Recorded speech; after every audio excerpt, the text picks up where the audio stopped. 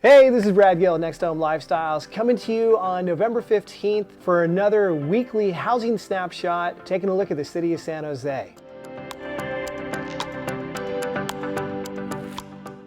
So let's get started by taking a look at our current active and pending numbers. This is where we're going to see how many homes are available for sale on the market that are condos, townhouses, and single-family residences. So this week, surprise, surprise, we're dropped again for the 6th week in a row. We're currently sitting at 409 active properties available for sale compared to last week, which was 426. And you can see month over month, you can see how big of the difference is. So as we're continuing to head into the wintertime and right between holidays of Thanksgiving and Christmas and New Year's, I continue to predict and expect those inventory numbers to fall. But the question is demand going to stay consistent, or is demand going to start easing off as well? Pending properties for this week, we are down to 776, but still significantly higher than what's available, which means we're still in a very strong seller's market. The demand is fierce. Compared to last week when we had 812 and the previous month at 871. So you can see a big difference in how inventories dropped pretty significantly month over month, yet housing demand is still relatively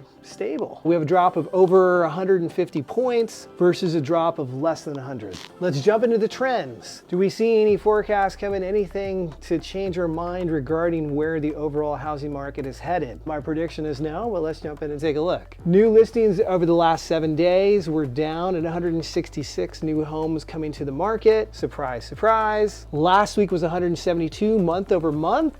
Was 218. So again, as we continue to head into the holiday season, you'll notice that those numbers for new listings coming to the market will continue to diminish, as a lot of people just don't like having their house up for sale during Thanksgiving or Christmas, and I don't blame them. Although there are some benefits for selling at this time period, especially in the market we're in now, but we'll save that for another video. Next up, demand trend. So new contracts ratified over the last 7 days were down to 153 from the previous month. We were at 166, and month over month we were at 180. So again, you can see the difference is less in new contracts versus new listings. Again, demand level is staying strong. Trailing demand. So what's actually closing sale? Are our closings on track with the new contracts being ratified? For the most part, I would predict yes, just because again, the market is so strong. So new closings of the last 7 days, we have 176. Higher than the week before at 172. And what's really interesting is we have more closed this past week than we did month over month. Just showing that more transactions are coming through to close. Not everything closes that goes under contract. Obviously, if there's major repairs or things figured out during the purchase process, a buyer does have the ability to back out sometimes. So again, we're not going to see one for one when it comes to under contract to close. So not too significant, other than the fact that we're definitely closing out or beginning to close out on more homes as the overall selection and choice of properties continues to narrow for buyers. Market expectations. When properties are listed, are they selling quickly?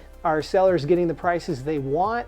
That's what we're looking at now. So new properties that failed to sell over the last week, we slipped all the way down to 23 that came off market, as opposed to 36 from the week previous, and 29 was the number month over month. Again, not a significant share. The market dynamics heavily favor sellers. Price changes. How many homes went through a price change over the last week? 64 did, which is about 15% of the active inventory, versus last week 74, 17%. And month over month, 88, which was about 16%. So you can see pretty consistent numbers there as well. So without any big jumps noticeable one way or the other, market's pretty predictable for life as a seller, which is definitely the place that I'd want to be. If you are trying to buy, definitely considerations would be to buy now as opposed to waiting to the wintertime or next year, when we're probably going to see even less homes available. So anyways, that's this week's market snapshot. Thanks so much for watching. I'm Brad Gill at NextHome Lifestyles. Please remember to like the video, subscribe if you want to see more. Until then, I'll see you guys next week.